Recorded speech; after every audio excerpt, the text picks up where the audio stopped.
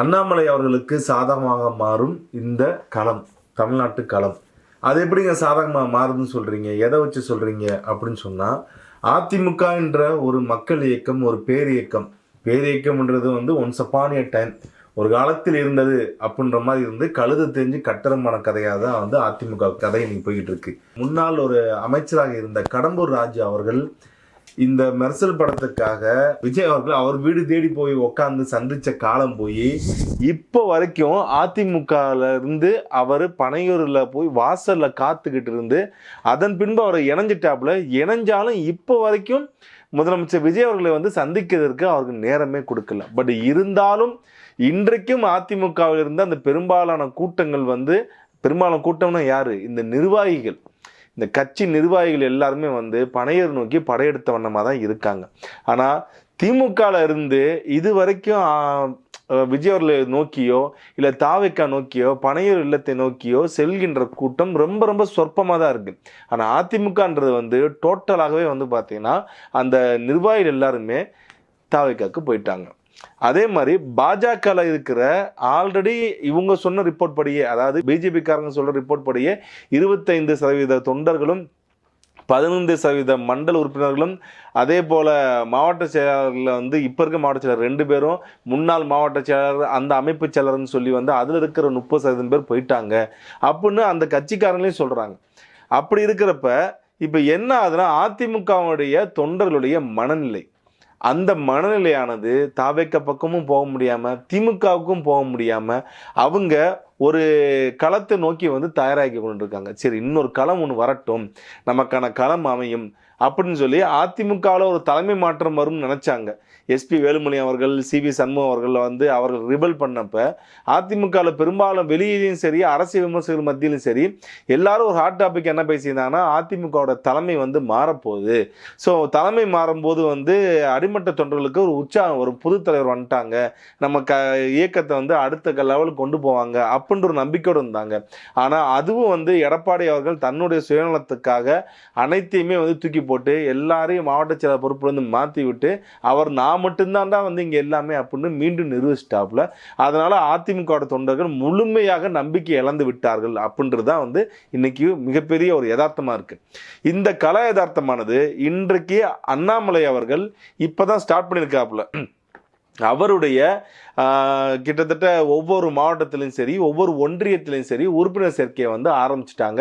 எல்லாரும் நேரடியாகவே போய் அந்த உறுப்பினர் சேர்க்கை முகாம் மாதிரி வச்சுருக்காங்க. நேரடியாக அங்கே போய் தங்களுடைய மொபைல் நம்பரில் சேனா வயதானவங்க கொஞ்சம் மொபைலுடைய இந்த ஆப்ஷன் செலக்ட் பண்ணுறது அந்த இதெல்லாம் தெரியாதவங்க இவங்களாம் நேரடியாக போயிட்டு அந்த இடத்துல தங்களை ரிஜிஸ்டர் பண்ணிக்காங்க, ஆர்வமாக போகிறாங்க. இதில் பெரும்பாலும் பெண்கள் பார்த்தீங்கன்னா அதிகமாக படையெடுக்க ஆரம்பிக்கிறாங்க. ஸோ இந்த கவர்ச்சியை விரும்பாத பெண்கள், இந்த சினிமாவை விரும்பாத பெண்கள், நாட்டின் மேலே அக்கறை உள்ள பெண்கள் எல்லாருமே அந்த அதிமுகவுடைய அந்த பெண்களுக்கு உண்டான பெண்கள் சப்போர்ட் இருக்கும் பார்த்தீங்களா, அது எல்லாமே டோட்டலாக அண்ணாமலை நோக்கி போக ஆரம்பிக்குது. இதை நம்ம கண்கூடாவே பார்க்கலாம். நேற்று கூட சிவகங்கை மாவட்டத்தில் இந்த மாதிரி முகாம்கள் நிறைய இடத்துல நடக்கப்பட்டுச்சு. அந்த நடத்தப்பட்ட இடத்துல அதிகமாக அவங்கள்ட்ட பெறப்பட்ட தகவல் என்னென்னா, பெண்கள் அதிகமாக இன்ட்ரெஸ்ட் காட்டுறாங்க. ஏன்னா அண்ணாமலை அவர்களுக்கு ஒரு கரிஸ்மேட்டிக் இருக்குது, அவர் கரிஸ்மேட்டிக் லீடராக தான் இருந்திருந்தாப்புல. அப்போ பாஜகவில் இருக்கிற அந்த மகளிர் அமைப்புகள் அவருக்கு மிகப்பெரிய ஒரு பலமாக இருந்துச்சு. ஸோ அதனால் அந்த பெண்கள், அந்த மகளிர் அமைப்புகள் எல்லாமே வர்றாங்க. பத்தாவதுக்கு அதிமுக இவ்வளோ பெரிய வீழ்ச்சியை சந்திச்சதுக்கப்புறம் இன்னும் தங்களுக்கு உண்டான எதிர்காலம் அங்கே இருக்காதுன்னு நினைக்கிற உறுப்பினர்களும் சரி, இல்லை தமிழ்நாடு மக்களுக்கு நம்ம ஏதாவது செய்ய நினைக்கிற மக்களும் சரி அண்ணாமலை நோக்கி வர்றாங்கன்றது தான் கலை யதார்த்தமாக இருக்குன்னு சொல்லி அங்கே இருந்த நிர்வாகிகள் சொன்னாங்க. ஸோ மாநில செயற்குழு உறுப்பினர்லேருந்து விலகியவர்கள் நிறைய பேர் இப்போ ஒரு அந்த முகாம் நடத்தி உறுப்பினர் சேர்க்கையில் மிக தீவிரம் காட்ட ஆரம்பிச்சிட்டாங்க. ஆனால் அதிமுகவில் இப்பயும் பார்த்தீங்கன்னா உறுப்பினர் நீக்கம், மாவட்ட செயலர் நீக்கன்றது தொடர்ந்து நடந்து கொண்டு தான் இருக்குது. இப்படி செஞ்சது எல்லாமே, அதாவது இந்த உறுப்பினர் நீக்கம், மாவட்ட செயலாளர் மாற்றம், இது எல்லாமே அம்மையார் ஜெயலலிதா அவர்கள் ஒரு நாளைக்கு 100 பண்ணாலும் மக்களை ஏற்றுக்குவாங்க.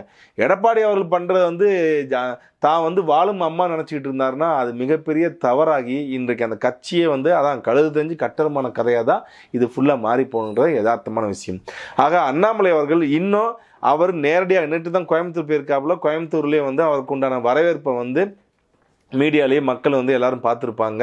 ஸோ எங்கே போனால் அவருக்கு நான் வரவேற்பு, அவருக்கு உண்டான ஆரவாரம், அந்த இளைஞர்களுடைய எழுச்சி எல்லாத்தையும் நம்ம கண்கூடாக பார்க்கலாம். ஆனால் இன்னும் அவர் முழுமையாக நேரடியான கலை யதார்த்தத்துக்கு இன்னும் வராமலேயே இது எல்லாம் நடக்குது என்றால், அவர் நேரடி கல யதார்த்தத்திற்கு வந்து இந்த தாவேக அரசினுடைய இந்த சட்டம் ஒழுங்கு பிரச்சனையை, ஏன்னா அவர் ஒரு முன்னாள் ஐபிஎஸ் அதிகாரி, அவர் தெரியும் சட்டம் ஒழுங்கு பிரச்சனை எப்படி கையாளுன்னு சொல்லி.